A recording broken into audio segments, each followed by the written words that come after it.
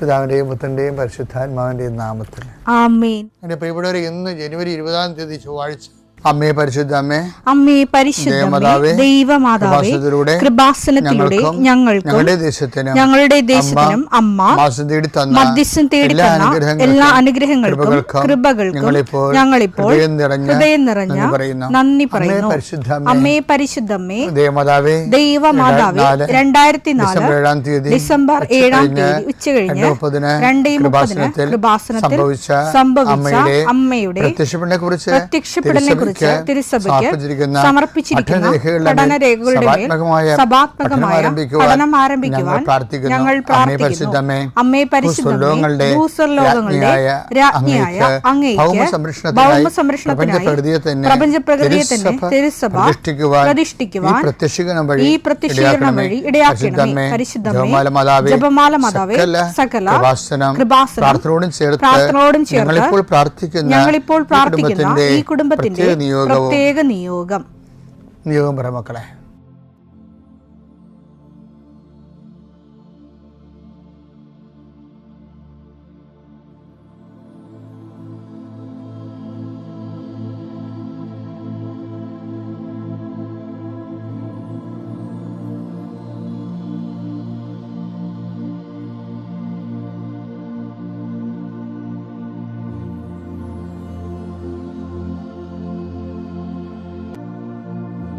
അമ്മയുടെ പ്രത്യക്ഷീകരണത്തിന്റെ ഈ അനുഗ്രഹവേളയിൽ ഞങ്ങൾക്ക് സാധിച്ചു തരുവാൻ കനിയണമേ. ആമേൻ. വിശ്വാസ പ്രമാണം. സർവശക്തനായ പിതാവും ആകാശത്തിന്റെയും ഭൂമിയുടെയും സൃഷ്ടാവുമായ ദൈവത്തിൽ ഞാൻ വിശ്വസിക്കുന്നു. അവിടുത്തെ ഏകപുത്രനും ഞങ്ങളുടെ കർത്താവുമായ ഈശോമിശിഹായിലും ഞാൻ വിശ്വസിക്കുന്നു. ഈ പുത്രൻ പരിശുദ്ധാത്മാവിനാൽ ഗർഭസ്ഥനായി കന്യകാമറിയത്തിൽ നിന്ന് പിറന്ന് പൊന്തിയോസ് പീലാത്തോസിന്റെ കാലത്ത് പീഡകൾ സഹിച്ച് കുരിശിൽ തറയ്ക്കപ്പെട്ട് മരിച്ച് അടക്കപ്പെട്ട് പാതാളങ്ങളിൽ ഇറങ്ങി മരിച്ചവരുടെ ഇടയിൽ നിന്ന് 3-ാം നാൾ ഉയർത്ത് സ്വർഗത്തിലേക്ക് എഴുന്നള്ളി സർവശക്തിയുള്ള പിതാവായ ദൈവത്തിന്റെ വലതുഭാഗത്തിരിക്കുന്നു. അവിടെ നിന്ന് ജീവിക്കുന്നവരെയും മരിച്ചവരെയും വിധിക്കുവാൻ വരുമെന്നും ഞാൻ വിശ്വസിക്കുന്നു. പരിശുദ്ധാത്മാവിലും ഞാൻ വിശ്വസിക്കുന്നു. വിശുദ്ധ കത്തോലിക്കാ സഭയിലും പുണ്യവാന്മാരുടെ ഐക്യത്തിലും പാപങ്ങളുടെ മോചനത്തിലും ശരീരത്തിന്റെ ഉയർപ്പിലും നിത്യമായ ജീവിതത്തിലും ഞാൻ വിശ്വസിക്കുന്നു. ആമേൻ. സ്വർഗ്ഗസ്ഥനായ ഞങ്ങളുടെ പിതാവേ, അങ്ങയുടെ നാമം പൂജിതമാകണമേ. അങ്ങയുടെ രാജ്യം വരണമേ. അങ്ങയുടെ തിരുമനസ് സ്വർഗത്തിലെ പോലെ ഭൂമിയിലും ആകണമേ. അന്നു വേണ്ടുന്ന ആഹാരം ഇന്ന് ഞങ്ങൾക്ക് തരണമേ. ഞങ്ങളോട് തെറ്റ് ചെയ്യുന്നവരോട് ഞങ്ങൾ ക്ഷമിക്കുന്നത് പോലെ ഞങ്ങളുടെ തെറ്റുകൾ ഞങ്ങളോടും ക്ഷമിക്കണമേ. ഞങ്ങളെ പ്രലോഭനത്തിൽ ഉൾപ്പെടുത്തരുതേ, തിന്മയിൽ ഞങ്ങൾ രക്ഷിക്കണമേ. ആമേൻ. നന്മ നിറഞ്ഞ മറിയമേ, സ്വസ്തി. കർത്താവ് അങ്ങയുടെ കൂടെ സ്ത്രീകളിൽ അങ്ങ് അനുഗ്രഹിക്കപ്പെട്ടവളാകുന്നു. അങ്ങയുടെ ഉദരത്തിൻ ഫലമായി ഈശോ അനുഗ്രഹിക്കപ്പെട്ടവനാകുന്നു. പരിശുദ്ധ മറിയമേ, തമ്പുരാന്റെ അമ്മേ, പാപികളായ ഞങ്ങൾക്ക് വേണ്ടി ഇപ്പോഴും ഞങ്ങളുടെ മരണസമയത്തും തമ്പുരാനോട് അപേക്ഷിക്കണമേ. ആമേൻ. കർത്താവേ, നിന്റെ ഉന്നതമായ നാമത്തിന് സ്തോത്രം ചെയ്യുന്നു. കർത്താവേ, നിന്റെ വിശുദ്ധ പൗരോഹിത്യത്തെ മഹത്വപ്പെടുത്തണമേ. കർത്താവേ, സഭയിലുള്ള സാന്നിധ്യം പ്രകടമാക്കണമേ.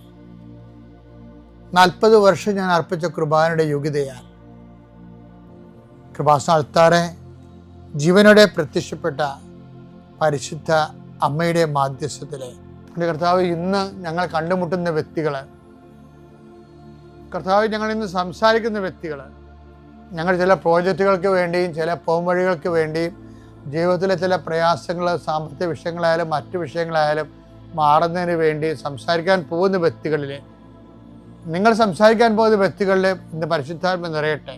സഞ്ചാരി മാതാവ്, സമയത്തിനധികമായ പരിശുദ്ധ അമ്മ കൃപാസന മാതാവ് ഇന്ന് നിങ്ങളുടെ കൂടെ യാത്രയാവുകയും നിങ്ങളുടെ കൂടെ വരികയും ചെയ്യട്ടെ. നിങ്ങൾക്ക് സംസാരിച്ച് ഒതുക്കാൻ പറ്റാത്ത വിഷയങ്ങൾ, നിങ്ങൾ സംസാരിച്ചാൽ ശരിയാകത്തില്ലെന്ന് തോന്നുന്ന സ്ഥലങ്ങളിൽ കർത്താവ് തന്നെ മറുപക്ഷത്ത് നിന്നുകൊണ്ട് നിങ്ങൾക്ക് അനുകൂലമായ ഒരു സാഹചര്യം ഉണ്ടാക്കിത്തരാൻ കർത്താവിൻ്റെ നാമത്തിൽ ഞാൻ നിങ്ങളെ ആശീർവദിക്കുന്നു. പിതാപുത്രനും പരിശുദ്ധാത്മാ സുരസുരം നീക്കുക. പ്രിയപ്പെട്ടവരെ, ഈ ബൈബിളിലെ വചനങ്ങളില്ലേ, അതിൻ്റെ ആശയങ്ങൾ എന്ന് പറയുന്നത് ഒരു പ്രക്രിയയും പരിണാമവുമാണ് ശരിക്കും. അപ്പോൾ നമുക്ക് ഏതെങ്കിലും ഒരു വചനം എടുത്തിട്ട് അത് ചുട്ടൂരമായിട്ട് പറയാൻ പറ്റത്തില്ല. ഉദാഹരണത്തിന് പാപം നിയമലംഘനമാണ്. ഓക്കെ, അപ്പോൾ നമുക്ക് അത് ഒരു അടിത്തറയായിട്ട് എടുക്കാൻ പറ്റുക? അടിത്തറയല്ല, അത് അതിനും താഴെ അടിത്തറയുണ്ട്. അതാണ് അതിൻ്റെ റൂട്ടായിട്ടുള്ള, അതായത് അടിസ്ഥാന ശിലകളെന്ന് പറയുന്നത്, വചനത്തിൻ്റെ അടിസ്ഥാന ശിലകൾ. അത് ചിലപ്പോൾ ഓരോ അപ്പോസ്തലന്മാർ ഒരു അപ്പോസ്തലൻ പറഞ്ഞത് അത് പൂരിപ്പിക്കപ്പെടുന്നത് വേറൊരു അപ്പോസ്തലൻ്റെ വചനങ്ങളിലൂടെ ആകും. അങ്ങനെ എല്ലാം അങ്ങനെയാണെന്ന് പറയുകയല്ല, നമ്മളിങ്ങനെ ഫലത്തിൽ അങ്ങനെ കണ്ടുവരുന്നുണ്ട്. ഉദാഹരണത്തിന് ഇപ്പം പാപം നിയമലംഘനമാണ്. 1 യോഹന്നാൻ 3:4 പാപം ചെയ്യുന്നവൻ നിയമം ലംഘിക്കുന്നു. പാപം നിയമലംഘനമാണ്. അപ്പം പാപം നമുക്ക് ബേസിക്കായിട്ട് ഇതിപ്പോൾ ഒത്തിരി മേഖലകളിൽ ഈ വിഷയം ടോക്കായിട്ടുണ്ട്. ആൾക്കാർ ബൈബിൾ പ്രഘോഷകർ ഈ വിഷയം കോട്ട് ചെയ്യും. പക്ഷെ വേറൊരു ചോദ്യം വരണതേ, എന്തുകൊണ്ടാണ് നിയമം ലംഘിക്കുന്നത്?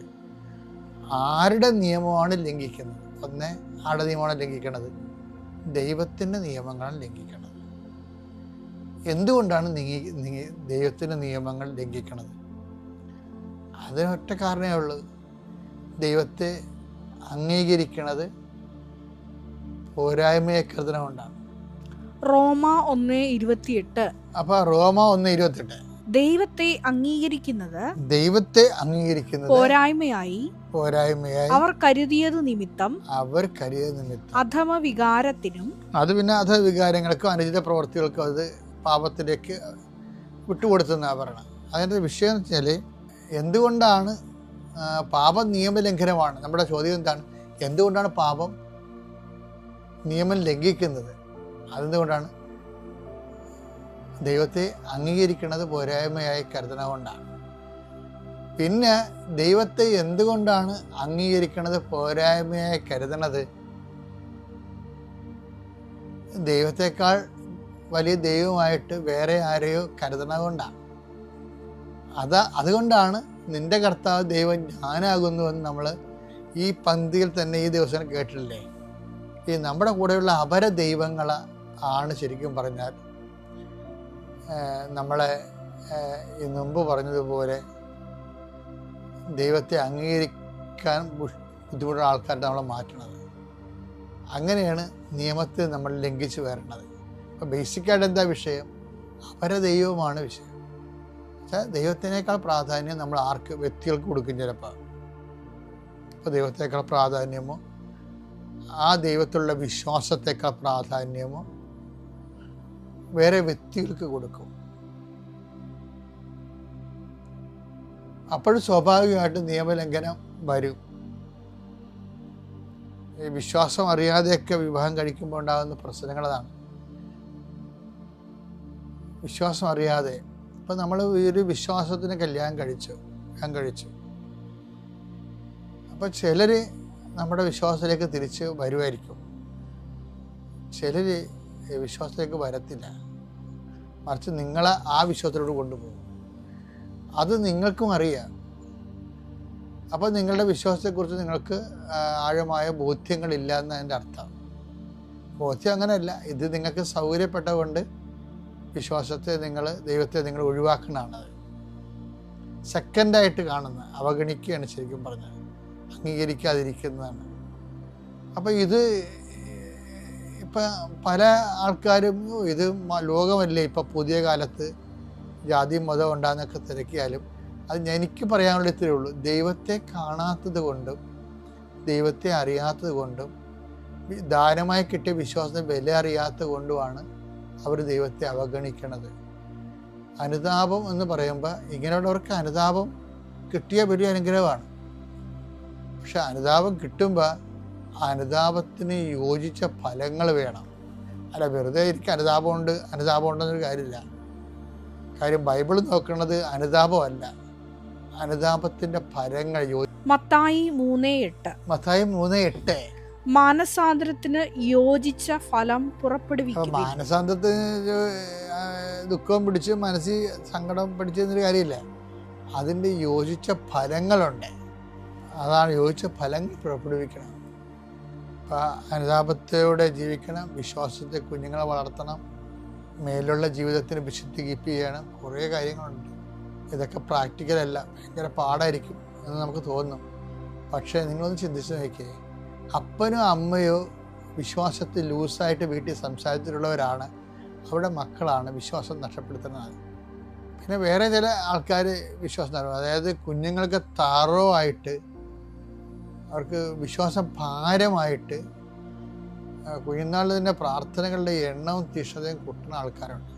അപ്പോൾ ചില കുഞ്ഞുങ്ങൾക്ക് അതുമായിട്ട് യോജിക്കാൻ പറ്റാതിരുമ്പോൾ അവർ മനസ്സുകൊണ്ട് വിശ്വാസത്തെ എതിർക്കും. കാരണം വിശ്വാസം ജീവിക്കുക എന്ന് പറഞ്ഞാൽ ചാലഞ്ച് അല്ലേ, റിസ്ക് അല്ലേ. മിഠായി തിരണ പോലെയും മദ്യം അടിക്കണ പോലെയൊന്നും അല്ലല്ലോ.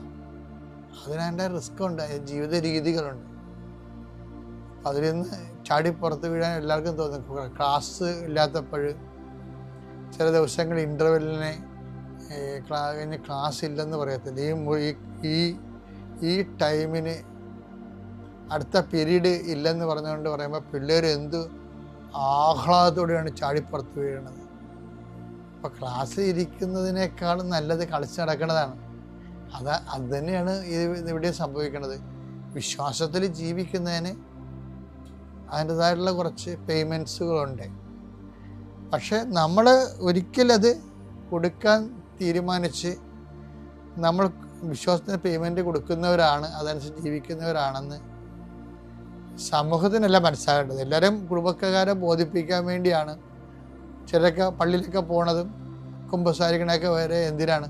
അപ്പനെയും അമ്മനെയും ബോധിപ്പിക്കാനും. അപ്പനും അമ്മയുടെ കാലം കഴിയുമ്പോൾ അവർ സ്വന്തം സ്വഭാവം കാണിക്കും. അപ്പം അതുകൊണ്ട് അതല്ല ശരിക്കും വിശ്വാസത്തിൽ ജീവിതം എളുപ്പമാകുന്ന ഒരു സൂപ്പർ പണിയുണ്ട്. അത് വെച്ച് കഴിഞ്ഞാൽ വിശ്വാസ ജീവിതം എളുപ്പമാകാനുള്ള മാർഗം ഈ നാട്ടുകാരെയും വീട്ടുകാരെയും ബോധിപ്പിക്കുന്നതിനേക്കാൾ ഉപരി നമ്മൾ വിശ്വാസിയാണ് ജീവിക്കണമെന്ന് ദൈവത്തെ ബോധിപ്പിച്ചാൽ മതി. അപ്പോൾ എന്താ സംഭവിക്കുന്നത്? ദൈവസഹായം വരും. നമുക്ക് ദൈവസഹായം കിട്ടാൻ എല്ലാ കാര്യങ്ങൾക്കും ദൈവസഹായം കിട്ടണമെന്ന് ഇല്ല, ജീവിക്കാൻ പറ്റിയിടുന്ന് കണ്ടുപിടിച്ചതും അത് നമ്മളോട് പറഞ്ഞു തന്ന ഈശോയാണ്. ഈ വീഡിയോ ഇപ്പോൾ തന്നെ നിങ്ങളുടെ സുഹൃത്തുക്കൾക്ക് ഷെയർ ചെയ്തുകൊണ്ട് കർത്താവിൻ്റെ പ്രേക്ഷിതരാകുക.